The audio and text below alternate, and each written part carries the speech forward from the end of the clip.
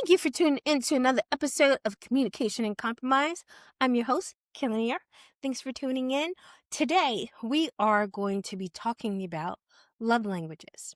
So, for me, I believe, still working on testing this theory, I believe that knowing your partner is one of the most important things to a lasting and a happy relationship.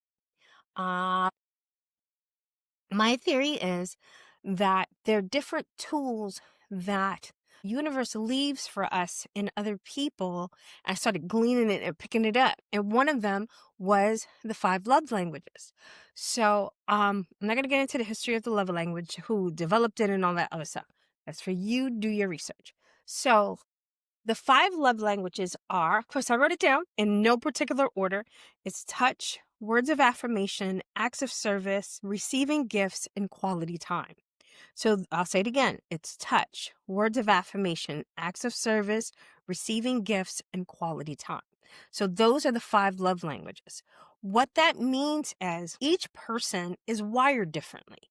They're not wired to be the same, because that would be boring and weird if everyone was wired exactly the same. So everybody has different personalities. Some people like this, some people like that. Some people like vanilla ice cream, some people like chocolate. Some people like both. So the love languages, it helps you understand your part of your partner's makeup, like what opens them up and unlocks them.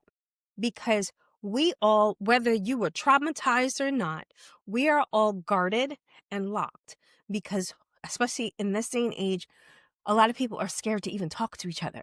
So everyone's locked in a certain way. So for me, I believe this is one of the keys. Kayla's keys is one of the keys to help you and your partner unlock each other. Does that make sense? So I tell people, there are tests out there, a lot of them you got to pay for and all that other stuff. So let's say you're like, I'm not paying for anything, Keisha. And I'm like, okay. And you're like, you could either go to a motion core practitioner like me, and I can muscle test to see which one your partner is and see how close we get to that range, right?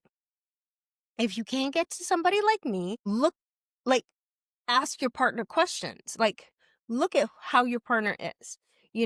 Does words mean a lot to them? Like, does someone telling them that they did a good job and that they're doing a good job, does that mean a lot to them?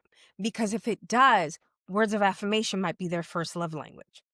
You know, um, so I hear people in the back, okay, why is it so important? It's important because you don't want to be feeding your partner steak when they're a vegetarian. Does that make sense?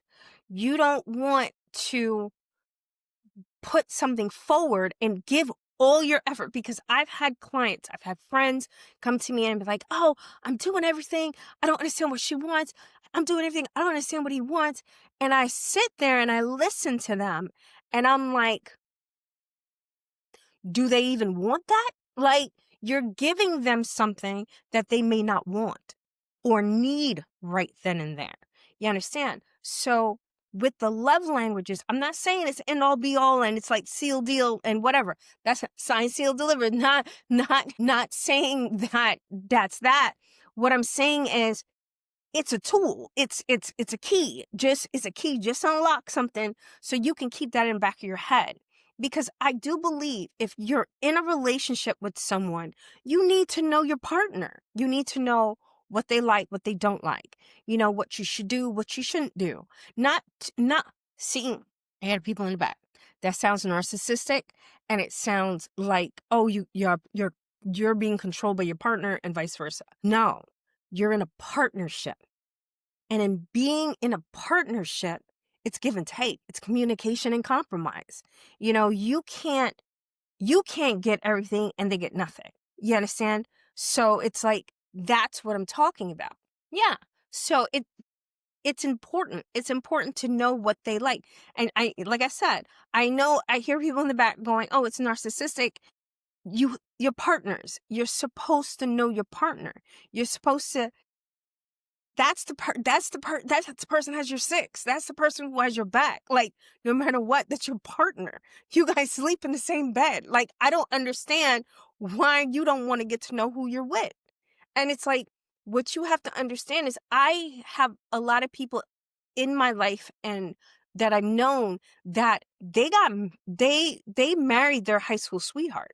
They married someone that they've known their entire life. And I tell them too, you have to understand that person has changed. That person keeps changing. So you can't go back and be like, well, when 1988, he was like this. No, that's not fair. He has to evolve. He has to change. And you have to change with him. For me, my original, because I've taken this test before, my original first first love language was words of affirmation. A couple of years back, that was the first love language. It was really important to me for people to tell me that they love me, for people to tell me that they care about me. It was very, very important.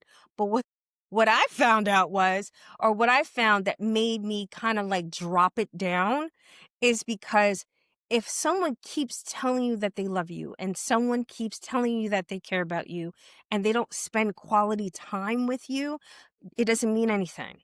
It doesn't. It's very empty.